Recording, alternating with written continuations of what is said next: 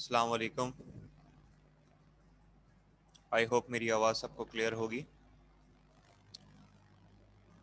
आज की क्लास में, जैसे कि आज हमारी केमिस्ट्री की क्लास है, इस क्लास में हम कुछ फर्दर डिस्कस करने वाले हैं जो केमिस्ट्री के लास्ट लेक्चर में हम पढ़कर आ चुके हैं। लास्ट क्लास में हमने डिस्कस किया था कुछ इम्पॉर्टेंट डेफिनेशंस को चैप्टर नंबर 2 से, जिसमें हमने atomic mass, molecular mass, formula mass, molar mass, molecular formula, empirical formula और मोल की डेफिनेशन और उसके न्यूमेरिकल्स को डिस्कस किया था। ठीक है। लास्ट क्लास में हम मोल क्या होता है, मोल की डेफिनेशन क्या थी, मोल कैलकुलेट किस तरह से किया जाता है और मोल के जो इम्पोर्टेंट न्यूमेरिकल्स थे वो हम लास्ट क्लास में पढ़कर आ चुके हैं। आज की जो क्लास है इसमें हम डिस्कस करेंगे the last definition of this chapter is Avogadro's number. According to definition of Avogadro's number, we can say that the one mole of any substance contain same number of particles, that is atoms, ions or molecules, that is 6.02 into 10 is to power 23. This number is called Avogadro's number. क्या मतलब हुआ इस बात का? कहा जा रहा है एवोगाड्रोस नंबर की डेफिनेशन में कि 1 मोल ऑफ एनी सब्सटेंस, किसी भी सब्सटेंस की 1 मोल वैल्यू में, कोई भी सब्सटेंस अगर 1 मोल हासिल किया जाए, this contain same number of particles. तो उसमें नंबर ऑफ पार्टिकल्स चाहे वो एटम हो, आयंस हो या मॉलिक्यूल्स हो। अगर वो एलिमेंट है तो ऑब्वियसली उसके एटम्स होंगे, अगर वो कंपाउंड है तो उसके मॉलिक्यूल्स होंगे। तो किसी भी 1 मोल सब्सटेंस में जो नंबर ऑफ पार्टिकल्स होंगे, चाहे एटम्स हो, आयंस हो या मॉलिक्यूल्स हो, वो हमेशा सेम रहते हैं। और कितने रहते हैं? 6.02 इंटू 10⁻23।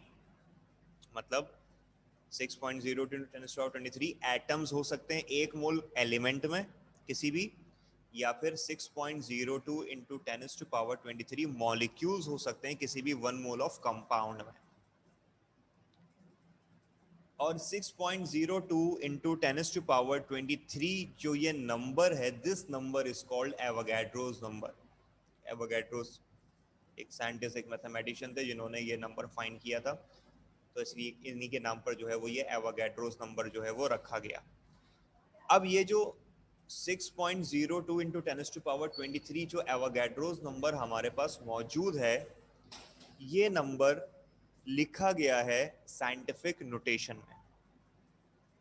साइंटिफिक नोटेशन हमें पता है, हम पढ़कर आ चुके हैं कि 6.02 इंटू 10⁻23 का मतलब कि ये डेसिमल जो है वो 23 टाइम्स आगे फॉरवर्ड किया जाएगा। मतलब 602 देन 21 जीरोस अगर लिख दिए जाएं तो ये एक बहुत बड़ी वैल्यू है। तो ऑब्वियसली किसी भी 1 मोल सब्सटेंस में नंबर ऑफ एटम्स या नंबर ऑफ मॉलिक्यूल्स जो हैं वो बहुत ज़्यादा ही होंगे। आई होप ये डेफिनेशन जो मैंने अभी आपको समझाई है एवोगाड्रोस नंबर की, कि the 1 mole of any substance, किसी भी 1 मोल सब्सटेंस में द नंबर ऑफ पार्टिकल्स, चाहे वो एटम्स हो या मॉलिक्यूल्स हो या आयंस हो, उनके नंबर्स हमेशा सेम रहते हैं, नंबर ऑफ पार्टिकल्स सेम रहेगा। और वो कितना होगा 1 मोल सब्सटेंस में? 6.02 इंटू 10⁻23। और इसी नंबर को कहा जाता है एवोगाड्रोस नंबर। आई होप आपको ये डेफिनेशन जो मैंने एवोगाड्रोस नंबर की बताई है ये क्लियर हो चुकी होगी।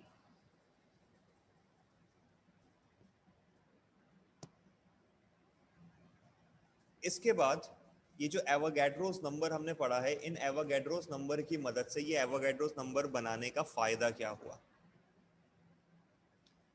The reason behind Avogadro's number is, हम किसी भी सब्सटेंस के नंबर ऑफ एटम्स या नंबर ऑफ मॉलिक्यूल फाइंड कर सकते हैं by the help of Avogadro's number. अगर मुझे किसी, क्योंकि एवोगाड्रोस नंबर जो है वो मेंशन करते हैं किसी भी एटम में, किसी भी सब्सटेंस के अंदर एटम्स की तादाद को या मॉलिक्यूल्स की तादाद को या आयंस की तादाद को। तो अगर मुझे किसी भी सब्सटेंस के अंदर किसी भी अमाउंट में, कितने भी ग्राम वो सब्सटेंस हो, अगर मुझे उसमें नंबर ऑफ एटम्स मालूम करने या नंबर ऑफ मॉलिक्यूल्स मालूम करने हैं, तो नंबर ऑफ एटम या नंबर ऑफ मॉलिक्यूल्स मालूम करने के लिए इन एनी सब्सटेंस हमें ज़रूरत पड़ती है एवोगैड्रोस नंबर की। समझ में आ रही है मेरी बात सबको? जैसे अगर मुझे नंबर ऑफ एटम्स मालूम करने या नंबर ऑफ मॉलिक्यूल्स मालूम करने, तो इस फॉर्मूला की मदद से हम जो है वो नंबर ऑफ एटम्स या नंबर ऑफ मॉलिक्यूल्स फाइंड कर सकते हैं। जैसे मैंने यहाँ पे लिखा है फॉर्मूला, नंबर ऑफ एटम्स या एटम्स की जगह पे नंबर ऑफ मॉलिक्यूल्स भी आ सकता है अगर वो कोई कंपाउंड है, तो अगर एलिमेंट हो तो नंबर ऑफ एटम्स। तो नंबर ऑफ एटम्स या molecule is equal to mass of substance, जो भी गिवन मास होगा सब्सटेंस का, डिवाइडेड बाय एटॉमिक मास या मॉलिक्यूलर मास। अगर वो एलिमेंट है तो एटॉमिक मास ऑब्वियसली, और अगर वो कंपाउंड है तो उसका मॉलिक्यूलर मास। तो मास ऑफ सब्सटेंस को डिवाइड किया जाएगा एटॉमिक मास या मॉलिक्यूलर मास ऑफ सब्सटेंस से, देन मल्टीप्लाई बाय Na, और ये Na का मतलब होता है एवोगैड्रोस नंबर। इस एवोगैड्रोस नंबर को हम रिप्रेजेंट करते हैं, डिनोट करते हैं Na से, कैपिटल N, और उसके साथ A लिखा जाता है थोड़ा साइज में छोटा, वो भी कैपिटल। तो Na is represented by Avogadro's number.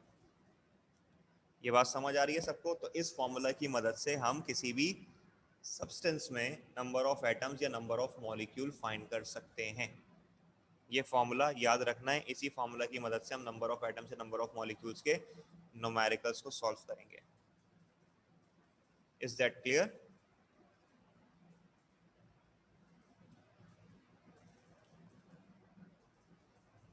तो जैसा कि हमें एवोगैड्रोस नंबर बताता है कि किसी भी एक मोल सब्सटेंस में नंबर ऑफ एटम्स या पार्टिकल्स या मॉलिक्यूल 6.02 इंटू 10⁻23 होते हैं, तो इसका मतलब क्या हुआ कि अगर हम 1 मोल कार्बन की बात करें तो 1 मोल कार्बन कंटेन 12 ग्राम।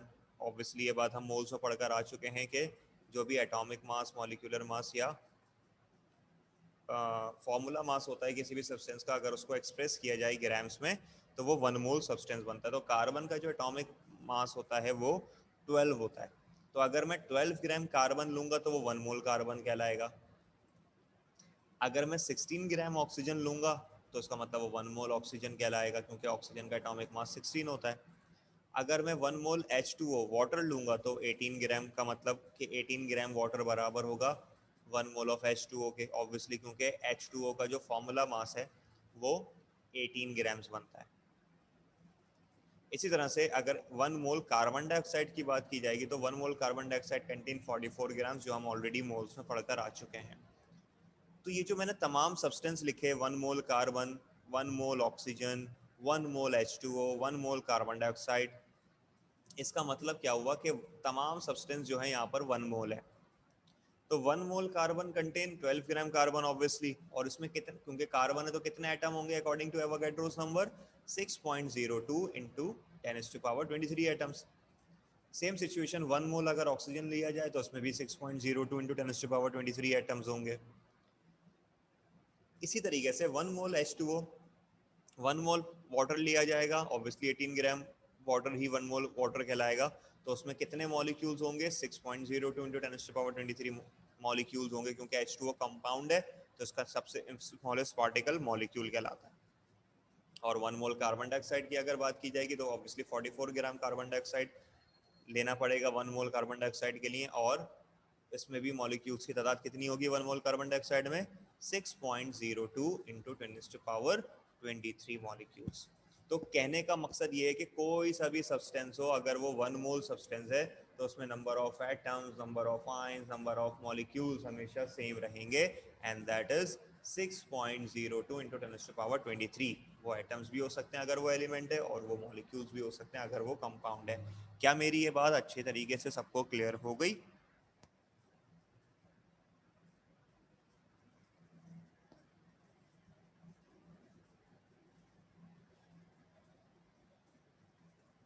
किसी को कोई कंफ्यूजन इसमें?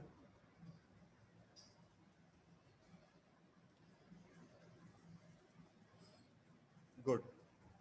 अब जैसे कि हमने एवोगैड्रोस नंबर में डिस्कस किया कि अगर मुझे नंबर ऑफ एटम्स या नंबर ऑफ मॉलिक्यूल्स फाइंड करने हैं किसी भी गिवन सब्सटेंस के, तो उसको फाइंड करने के लिए जो फॉर्मूला यूज करना पड़ेगा वो क्या है, नंबर ऑफ एटम्स अगर मालूम करने तो नंबर ऑफ एटम्स या नंबर ऑफ मॉलिक्यूल्स मालूम करने तो number of molecules is equals to given mass of substance divided by atomic mass या molecular mass of substance multiply by Avogadro's number. इस फॉर्मूला की मदद से हम नंबर ऑफ एटम्स या नंबर ऑफ मॉलिक्यूल्स मालूम कर सकते हैं कितनी भी given mass of the substance में। कोई भी सब्सटेंस हो उसके जो भी मास गिवन हो उसके कितने एटम्स होंगे उसमें या कितने मॉलिक्यूल्स होंगे, ये हम फाइंड कर सकते हैं इस फॉर्मूला की मदद से। ठीक है, अब हम देखते हैं कि हम किस तरीके से नंबर ऑफ एटम्स या नंबर ऑफ मॉलिक्यूल फाइंड कर सकते हैं। एक न्यूमेरिकल अटेम्प्ट करेंगे हम और उसकी मदद से समझेंगे कि किस तरह से नंबर ऑफ एटम्स या मॉलिक्यूल फाइंड किए जा सकते हैं किसी भी सब्सटेंस के अंदर। बढ़ते हैं आगे।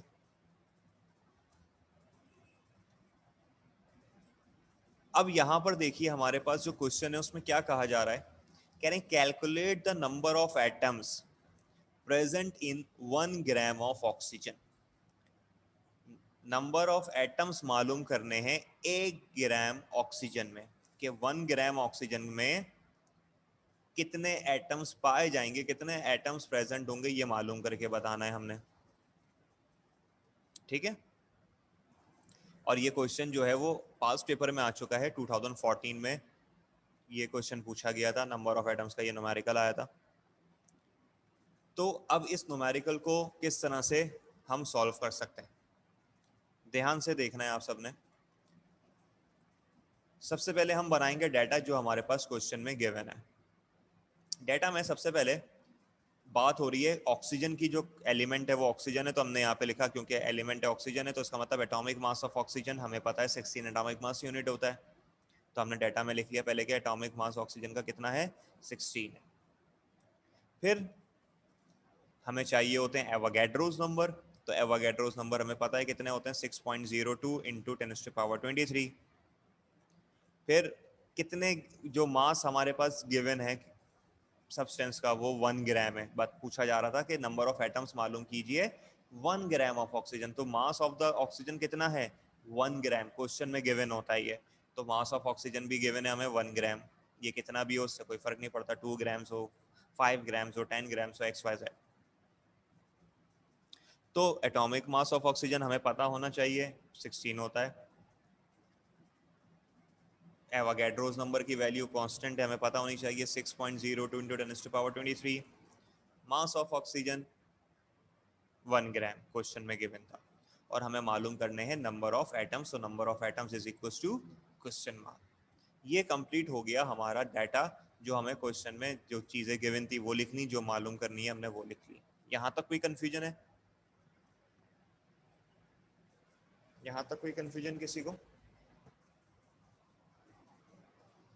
ये डाटा समझ में आ गया सबको अच्छे तरीके से, जो मैंने बनाया है, जो क्वेश्चन लिखा है वो समझ में आ गया सबको अच्छे तरीके से? जल्दी से बताइए मुझे।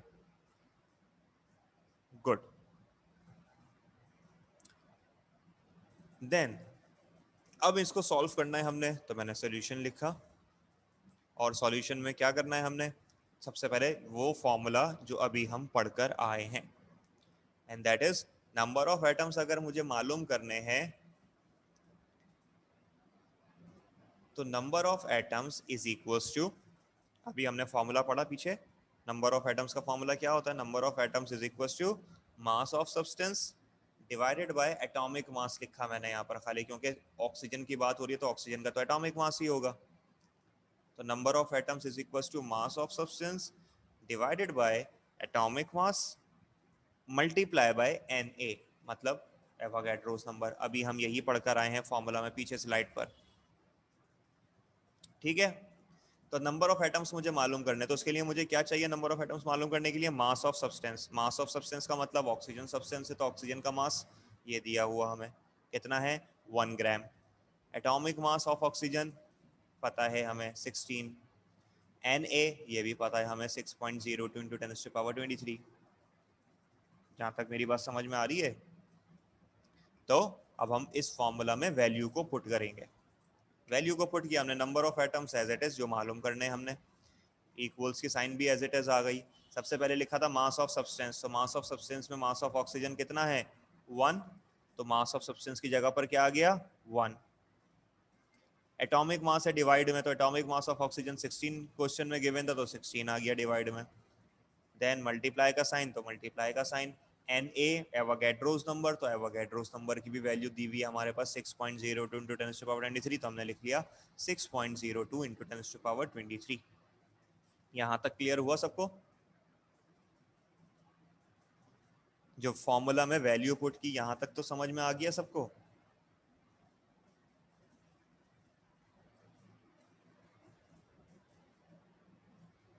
जल्दी बताइए। गुड। अब इसको सॉल्व कैसे करेंगे? ये जो 6.02 है, 10 की पावर 23 को फिलहाल ऐसे ही लिखे रहने दें। 6.02 को आपने क्या करना है, मल्टीप्लाई करना है 1 से और डिवाइड करना है 16 से। तो कैलकुलेटर पे आप 6.02 मल्टीप्लाई बाय 1 डिवाइडेड बाय 16, जब आप इसको मल्टीप्लाई करेंगे तो वैल्यू आ जाएगी आपके पास 3.76 इंटू 10⁻23। ये भी डायरेक्टली वैल्यू नहीं आएगी, इसमें वैल्यू क्या आएगी ये समझने पहले देखें। जब आप 6.02 को 1 से मल्टीप्लाई करेंगे देन डिवाइड करेंगे 16 से, तो आपके पास जो वैल्यू मिलेगी आपको, वो वैल्यू आ जाएगी डिवाइड करने पर 0. कैलकुलेटर पे करके देखेंगे आप तो 0.376 ये वैल्यू आ जाएगी।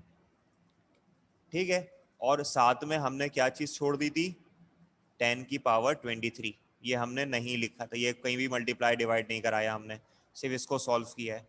तो मल्टीप्लाई बाय 10 की पावर 23 तो एज इट इज रहेगा। फिर साइंटिफिक नोटेशन में हम ये बात पढ़कर आ चुके हैं कि जब डेसिमल को एक डिजिट आगे करूंगा मैं, साइंटिफिक नोटेशन में 3 के बाद होना चाहिए, तो डेसिमल आ जाएगा 3 के बाद, तो एक डिजिट आगे गया, पहले पावर थी 23, तो एक डिजिट आगे होने पर -1 हो जाएगा, तो 23 में से एक डिजिट माइनस करेंगे, 1 माइनस करेंगे तो पावर कितनी आ जाएगी 22। तो हमारा आंसर हो जाएगा 3.76 इंटू 10⁻22। ये मतलब डेसिमल को एडजस्ट करने पर जो है वो हमारी पावर 22 हो गई, क्योंकि आंसर आया है 6.02 को 1 से मल्टीप्लाई और 16 से डिवाइड करके 0.376। मेरी ये बात समझ में आई सबको कि किस तरीके से हम ये कन्वर्ट किया है? हमने साइंटिफिक नोटेशन को ये भी पढ़कर आ चुके थे। गुड। तो ये वो इम्पोर्टेंट न्यूमेरिकल है और ये वो इम्पोर्टेंट डेफिनेशन है जो हमने आज की क्लास में डिस्कस की है। ठीक है, आई होप ये इस क्लास में आपको समझ में आ चुका होगा कि एवोगैड्रोस नंबर क्या होते हैं और उनके न्यूमेरिकल्स को, नंबर ऑफ एटम्स या नंबर ऑफ मॉलिक्यूल अगर मुझे फाइंड करने तो वो किस तरह से फाइंड किए जा सकते हैं। I hope so.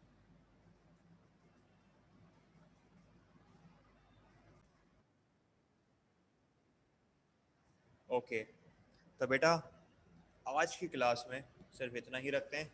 इंशाल्लाह नेक्स्ट क्लास में हम फर्दर और डिस्कस करेंगे इनसे रिलेटेड तमाम न्यूमेरिकल्स को भी, और दूसरी सिचुएशन में कि अगर इसके अंदर कोई भी वैल्यू थोड़ी सी चेंज होती है या नंबर ऑफ एटम्स की जगह पर कुछ और मालूम कर पड़ जाए अगर आपको, तो वो किस तरीके से कैलकुलेट किया जा सकता है, ये तमाम चीज़ें हम नेक्स्ट क्लास में डिस्कस करेंगे। तो फिलहाल आज के लिए इतना रखते हैं। अल्लाह हाफ़िज़।